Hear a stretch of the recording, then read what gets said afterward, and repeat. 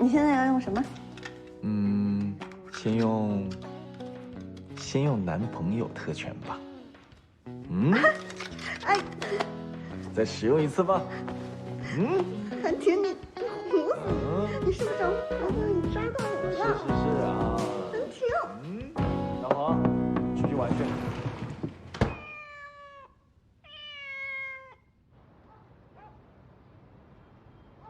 一条信息，一个电话都没有，怎么可以这样呢？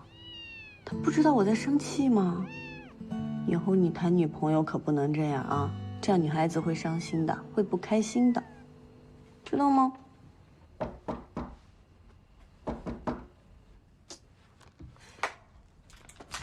涂小萌，你是不是傻？你又忘了带钥匙。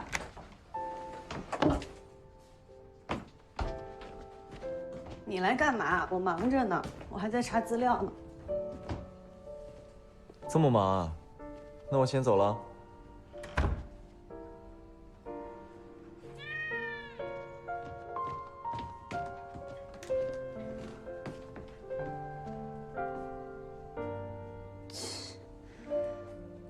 连雷。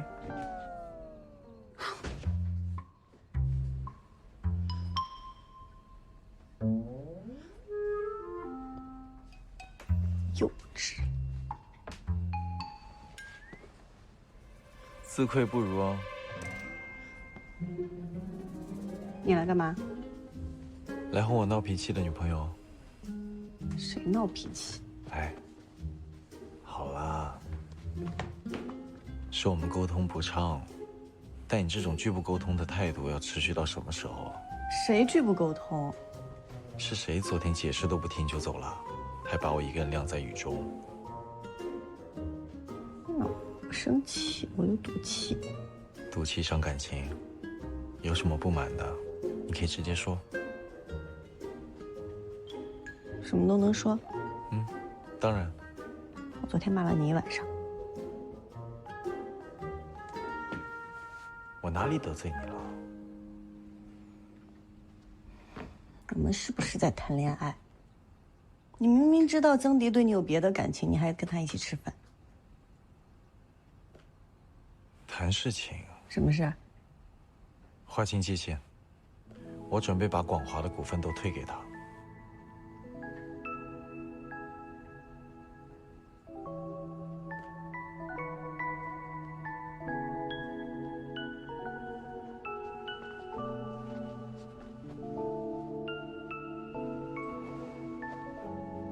其实我也不是故意要做的，我这几天都忍着没去找你，可是刚见到你，你就跟他在一起，我心里不舒服。那你这2天没联系我，我心里也不舒服呀。我一见到你，你不也跟邵一晨在一块吗？我是想让你主动联系我。我在处理张凤美的事啊。那你抽空的时候，你也可以给我发发信息嘛。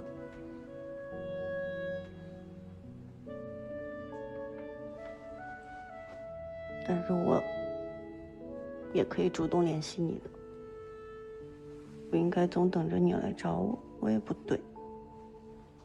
可是我们俩白天都在公司忙，晚上我也不知道你要忙到什么时候，要怎么找你，你又没有应酬。那如果把手机给我。啊？手机给我。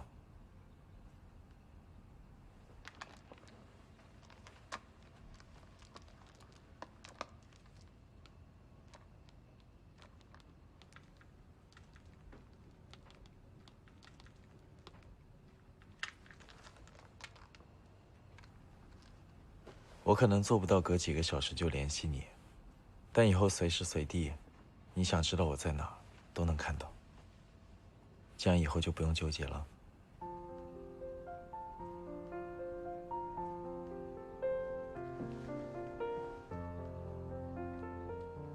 消气了吗？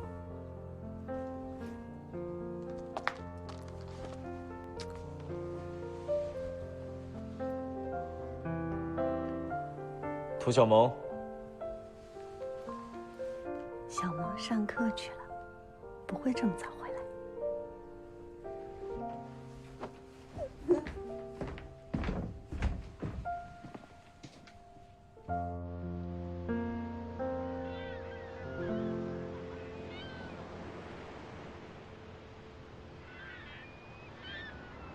你带我来这儿干嘛？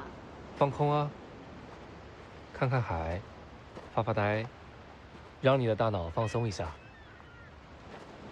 有种说法是，人在发呆放空的时候，大脑思绪是最活跃的。你不知道吗？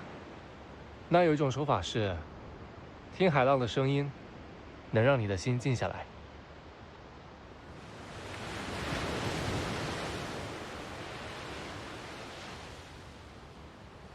其实，我经历这事儿之后，一直有点迷茫。我有的同学做了音乐老师，有的做了歌手，只有我，什么都干，什么都干不好，感觉有点浪费青春。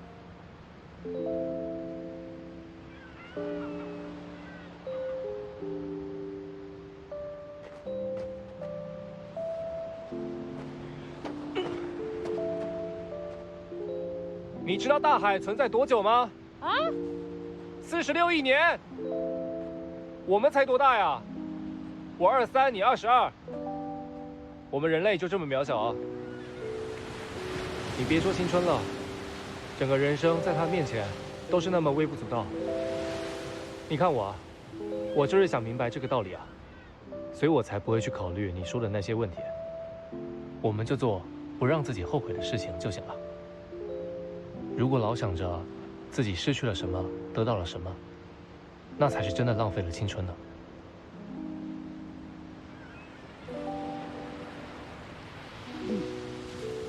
好吧，你说的有道理，我应该多看看大海。风浪再大，大海依然还是大海；噪音再大，我依然也可以去直播。哇，加油！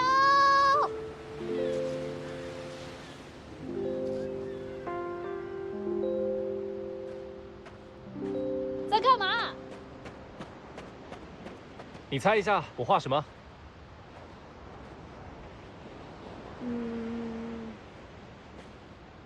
大葱、青椒，那个是土豆。你想吃地三鲜啊，陆林佳？什么地三鲜啊？算了，不画。我画的明明是爱心和柠檬果。陆林佳，你一会儿有事吗？干嘛？没什么事儿。我家有张珍藏 CD， 是我最喜欢的歌手大树出的，送给你，放你酒吧用。有兴趣吧？当然有兴趣啊！你第一次送我东西呢。那我们现在走。走。走。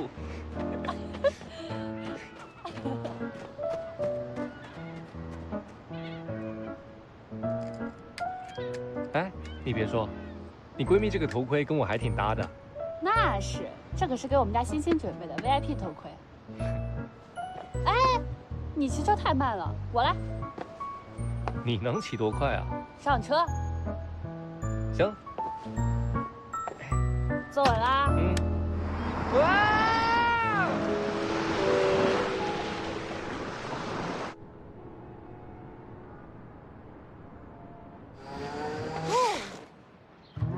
到了，走。这一路风是电掣的，我还看不出来你车技挺牛的。我可没超速啊，骑得慢还不如走路呢，多没劲啊！走啊！啊，和直播反差挺大。不了解我吧？以后还是得多看看我直播。哎，别忘了这活是我介绍的，至少有个车轱辘是我的。给你，给你。终于到了。有那么恐怖吗？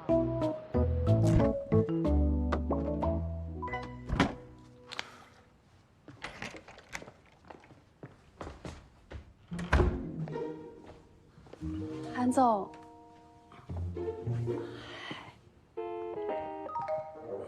大侄子，你这是？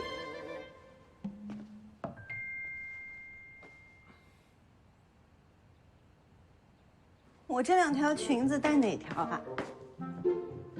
都带上吧。星星啊！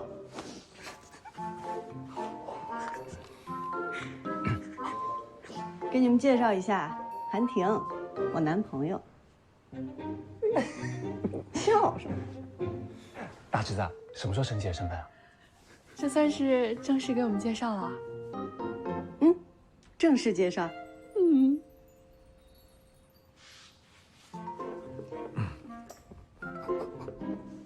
看我们俩干什么？你们俩怎么回事？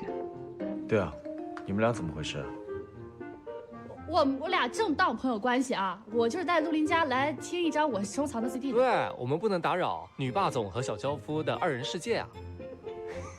小毛，你去拿 CD，等会儿回我家。马上啊！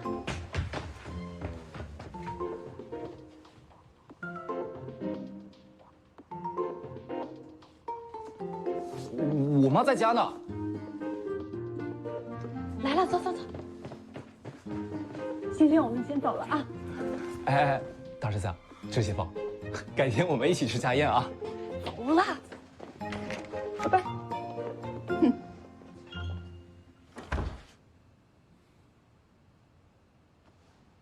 我去换衣服，接上大黄，一家团聚。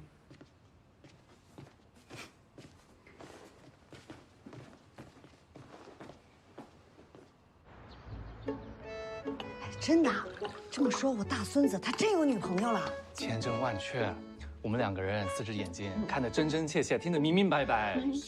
太好了，太好了，我终于不用再担心小婷孤独终老了。那确实啊，铁树可以话也不过如此。那韩女士，我跟小萌上去听歌了啊。哎，听什么歌？听什么歌？你再给我讲讲，你们俩是怎么进去的？怎么看到小婷跟那个女孩的？小婷真的穿着那个女孩子的睡裤。妈，你都听了800遍了，再听下去跟八卦记者一样。你俩再好好想想啊，仔细的确认一下有没有落掉的细节。行，我再跟你说最后一次啊。我和小萌是要去拿 CD 对吧？然后小萌一打开门之后，我后面跟着进来，就看到这个小婷在那。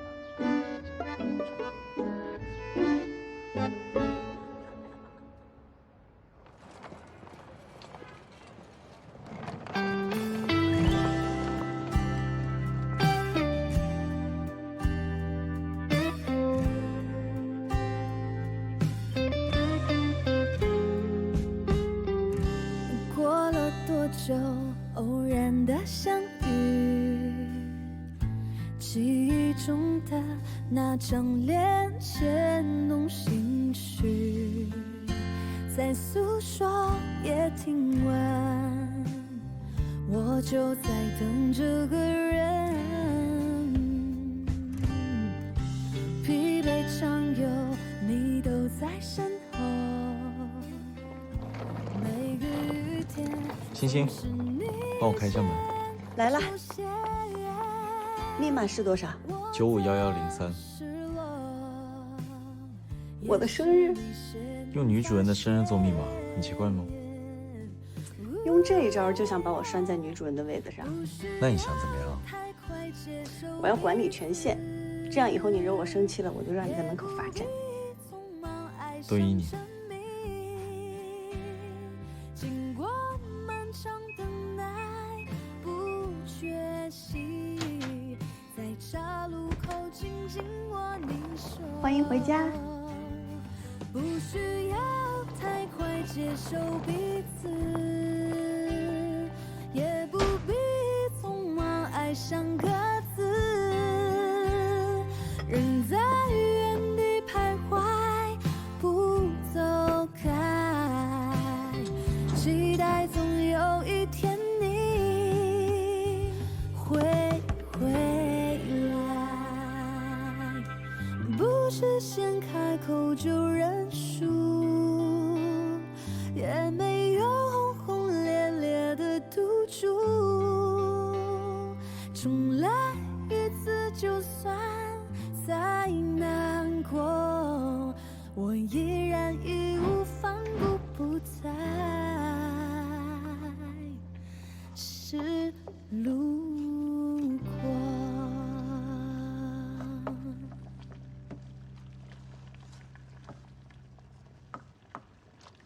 猫爬架都准备好了，是不是早有预谋把大黄接过来？是啊，但不只是想接大黄。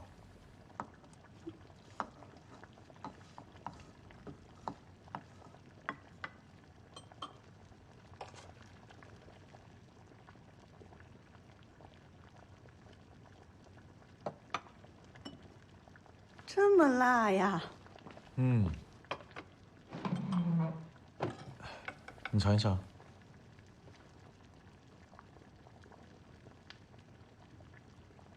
这还辣呀？啊，那这样的话，哎，你别放了，你别放辣椒了，你又不能吃辣。你喜欢的，我总要尝试习惯啊。没关系，我也可以不吃辣，尝试你喜欢的食物。你这别把味觉给辣出毛病了。辣是痛觉，不是味觉。而且习惯吃辣的人很难适应平淡的饮食。你知道为什么吃辣会给人带来痛感，但又很容易让人上瘾吗？为什么？因为微量的痛觉会激活主管情绪区域的脑区，从而让人产生愉快的感觉。痛苦还能带来快乐？痛感和快乐并不互斥。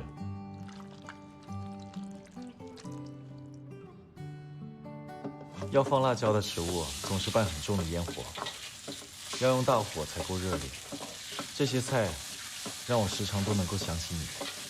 相信我，我性格火辣吗？我脾气挺好的。我实在夸你坚韧、厚积薄发、热爱生活。越来越会说话。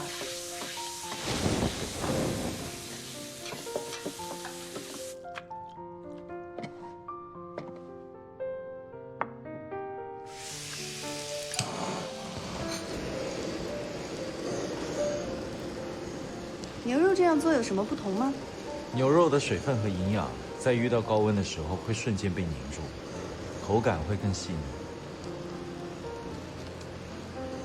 人家都说做菜能体现一个人的生活态度，我做事可没你这么精细。以后我们会不会经常吵架呀？人和人本来就不同，有分歧是难免的事。吵架也能分泌多巴胺。我一旦做了这样的预示，说不定以后处处都想着和你吵架。那我就用吃的堵住你的嘴。朱总，看来你把童哥当做跳板已经成习惯了。昌哥，我这不也是为了公司上千名员工考虑吗？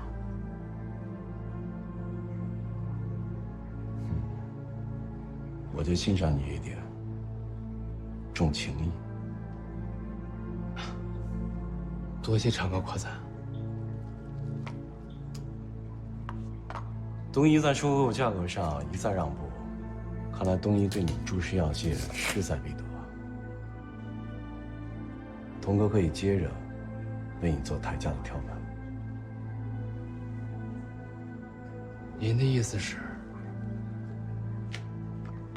接下来呢，你可以放心大胆的去跟东一抬价，就说现在的价格，童克已经接受了，即便是最后我们没有合作成，我也让韩婷出一个大表现。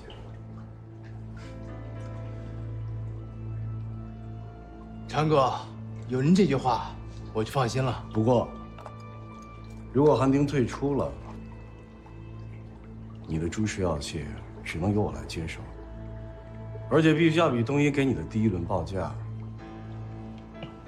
少5个点。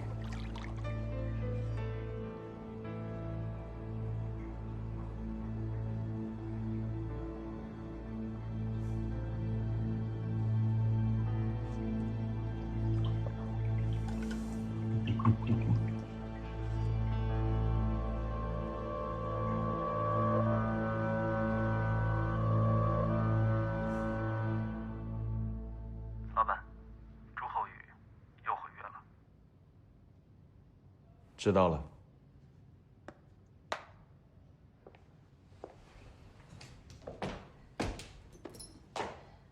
啊！没想到有朝一日，韩总亲自送我上班，真荣幸。比我是你男朋友还荣幸啊！自恋。那我没动力了，可能没办法送季总去上班了。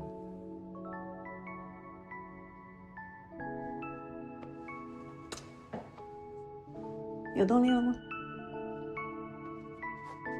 身为老板，晚一些去公司，应该没关系啊。哎。开庭。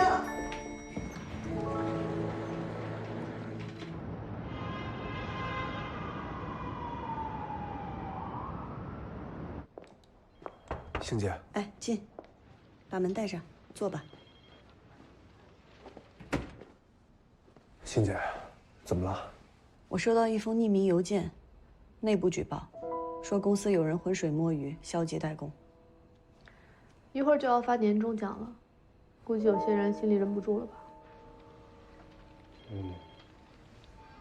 按照咱们现在的奖罚机制，确实，优秀的员工比普通员工的奖金至少要高出4、5倍。要不然这样，咱们把奖金平均一点。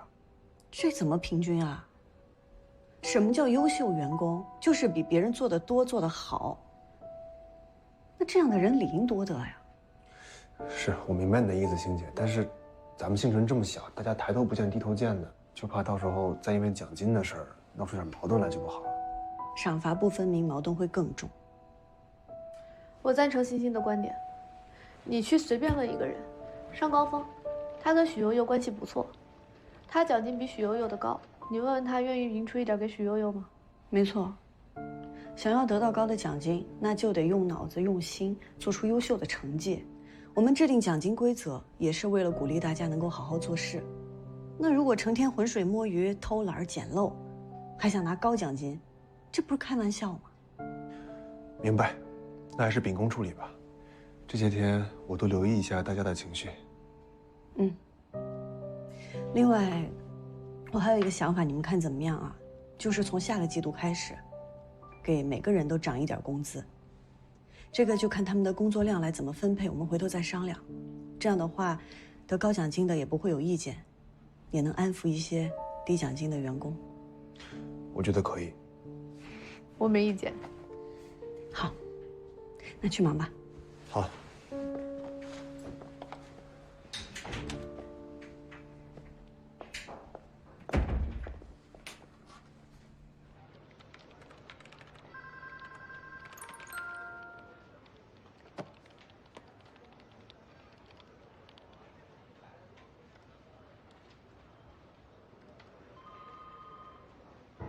事情办得怎么样了？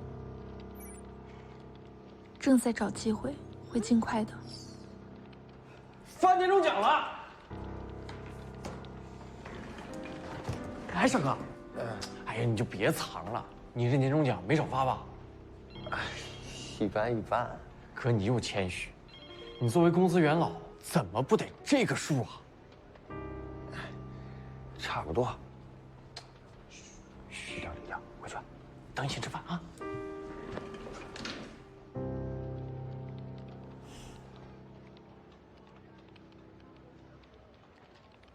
除了3D 医疗打印优势明显，但是其他的都……为什么我的年终奖只有3万多？不说我和你这么多年的同事交情，你们刚搬入东阳我就加入了，凭什么不如上高峰？薇薇，你先坐。坐。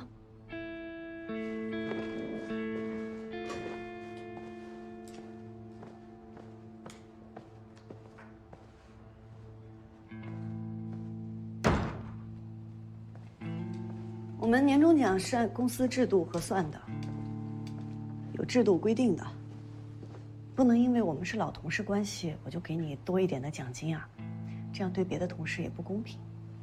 行行行，我听懂了。你说来说去，归根结底不就是不会给我想要的数吗？行吧，那这个年终奖的事就这么过了。那我的股份什么时候给我呀？股份？是啊，我可是星辰的创业骨干，该有股份的呀。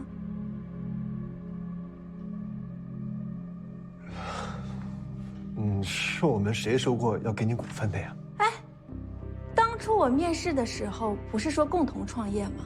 为什么我会没有股份啊？苏总，这话当初可是你保证的。如果我们能一起工作的话，星辰也不会让你失望的。我们也属于是共同创业嘛，福利啊、分红啊，一样也不会少。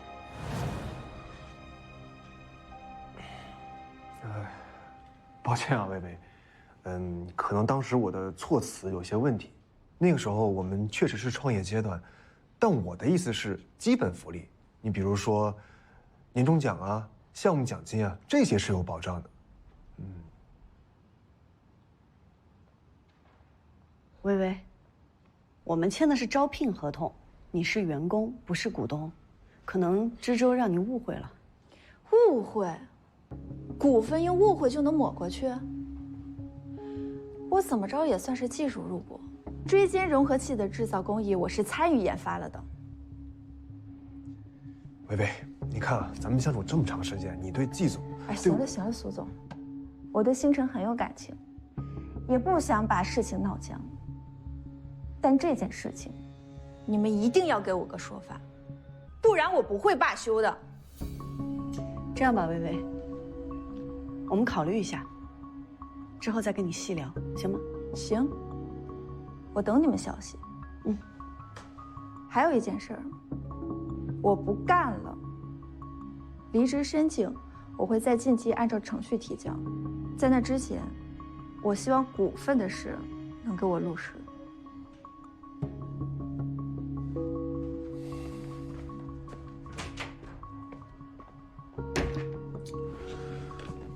星姐，这不是无理取闹吗？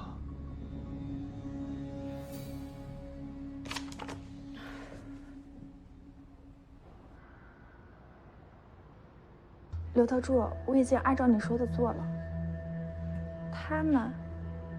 他们不太愿意，但也没把话说绝，说是要商量商量。好，我知道了，后面再有什么安排，我会跟你说。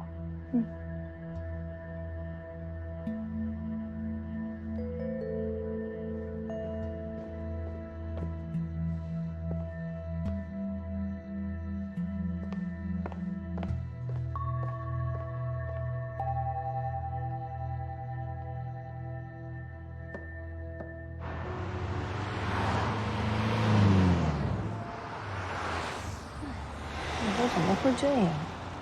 我跟黄薇薇认识好几年了，我觉得他不是想讹我，他是真觉得自己该拿那股份，但他又的确不是股东。不讲觉得，事实证据是什么？他跟星辰签的是员工合同，没有任何股份权。那不就得了？帮我看一下。好。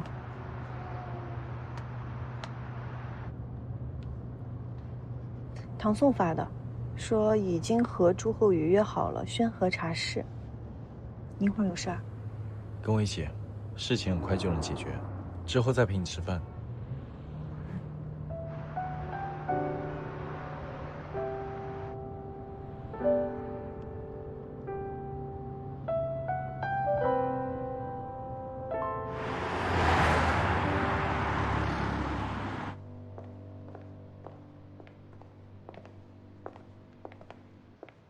你在里面休息一下，吃点东西，我处理点事。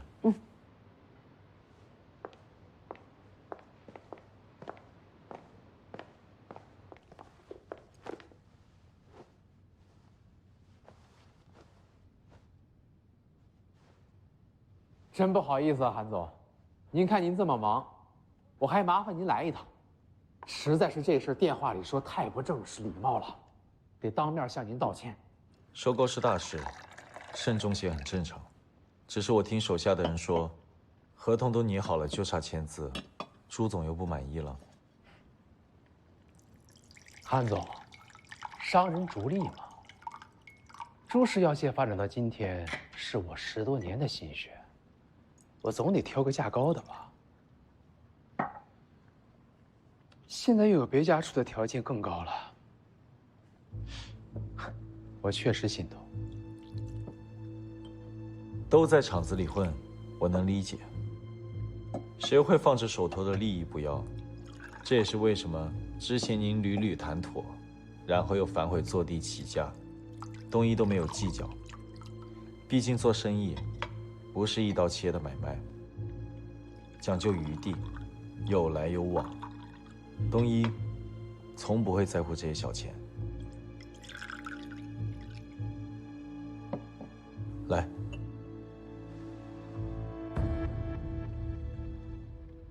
但凡事得有个度。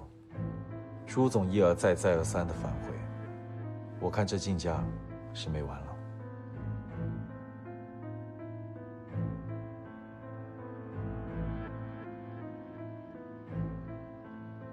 拿东一当跳板，觉得东一好欺负。瞧您这话说的，东一家大业大，我哪敢跟您过不去？我就是个小人物，没什么理想。您讲风度，守原则讲义气，我不一样，我得走走看看。我要是讲义气这些虚头巴脑的东西，那得少赚一大笔钱。走走看看，拿我这儿当菜市场？韩总玩笑了。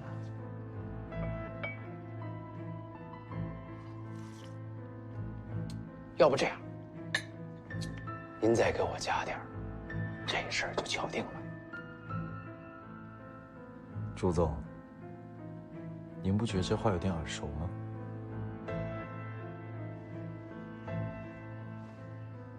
我和您不一样，我就这点家底儿，您好歹再给我加点儿。我不知道您心里是否清楚，如果东一退出竞价，朱氏药械将面临什么样的后果？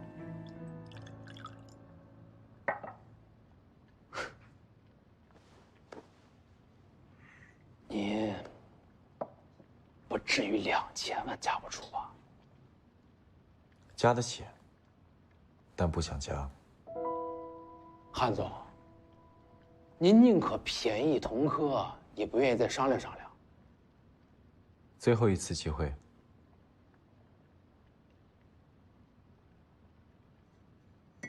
同意签，不同意合作取消。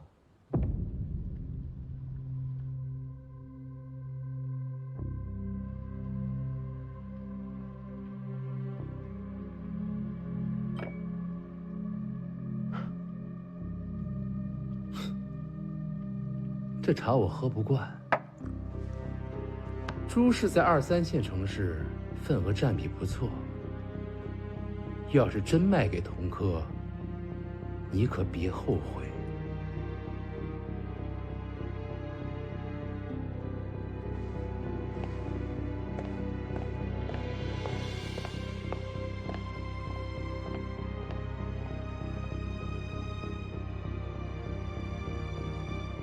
老板，上次你让我调查朱厚宇和长河，发现他们确实是私底下见过几次，应该是在谈收购的事情。长河对朱厚宇两边挑拨、来回台下的行为很不满，我们现在退出的话，反倒会促成他们的合作，同科肯定会降价收购，是不是？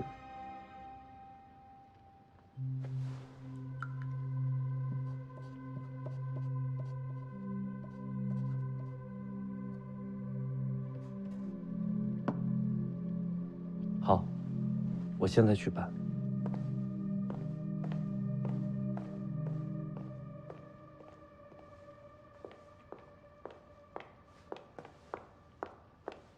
走吧，我们去哪儿啊？陪我女朋友吃饭。走。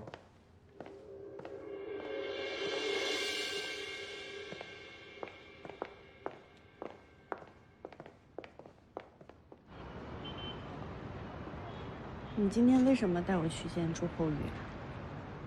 不明白啊？你故意的。商场如战场，职场也是。可是，我跟黄薇薇不一样，我们毕竟之前是同事，是有感情的。老板和员工，本质上就是一纸合约，人心是最不能信任的，只有利益制衡才能达成平衡。一味的以朋友关系相处，只会让对方得寸进尺。好残忍。你呀，总想着给别人撑伞，但不是每个人都值得的。有些人不但不会感激你，反倒会抢走你的伞，让你淋更大的雨。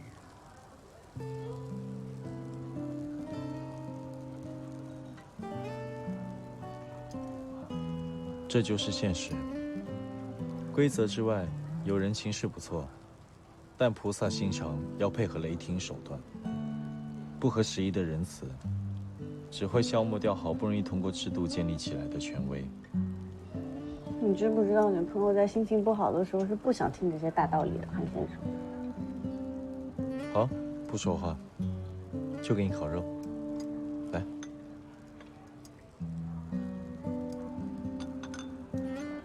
我再帮你设想一下，他以后逢人提起你，就是一通臭骂，你心里会不会好受点？你不是不说话吗？不说了。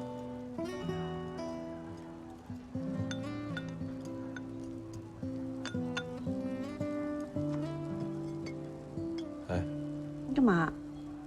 看你心情不好，才让你喝一点，这都喝多少了？你又不喝酒，我就喝这么一小半瓶儿，没事的。那你少喝点。喝酒能忘掉一切，一切，不包括你。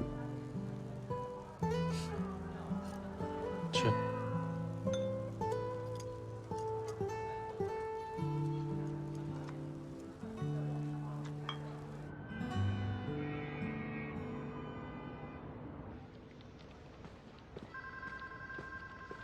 薇薇姐，季总让你去趟会议室。好。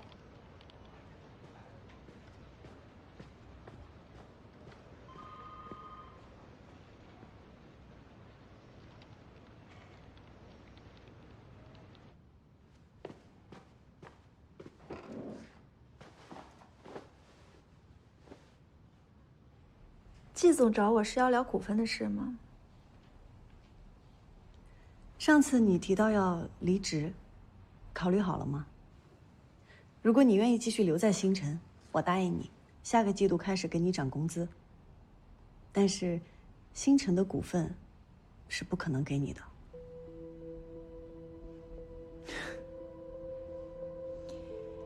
涨薪有什么了不起的？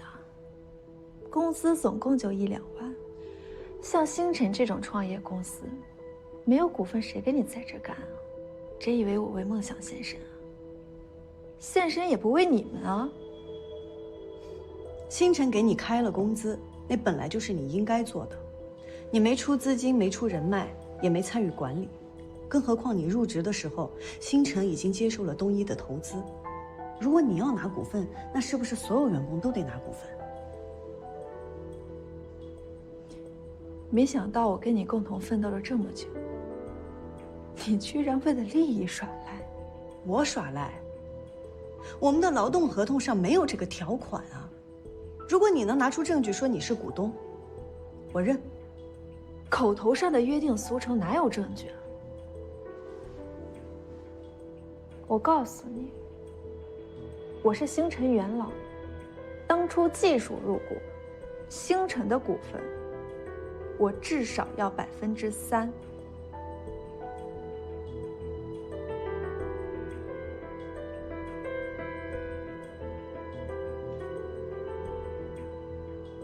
薇薇，我不能答应你。行，这是你说的。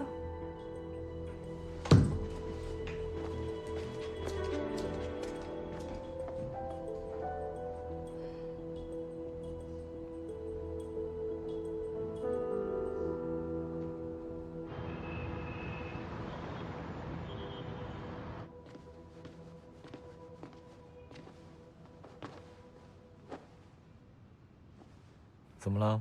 头也不垂。有点累，不想动。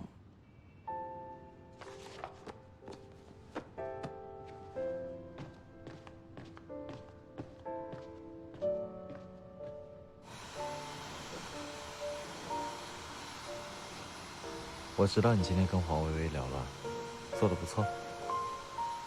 我觉得这次这个事情闹得太难看了。我跟他4、5年前就认识，但这次，我好像看到了一个从来都没看到过的他。认识的久，未必了解的深。人是复杂的多面体，只要不涉及利益，大多数人都只会展现出友善的一面。当更多面乃至阴暗面被你看到时，就代表你们要分道扬镳了。韩婷，你有多少面？1000层面。好啦，这就是你事业生涯中的一个小插曲，解决了就不要想了。嗯。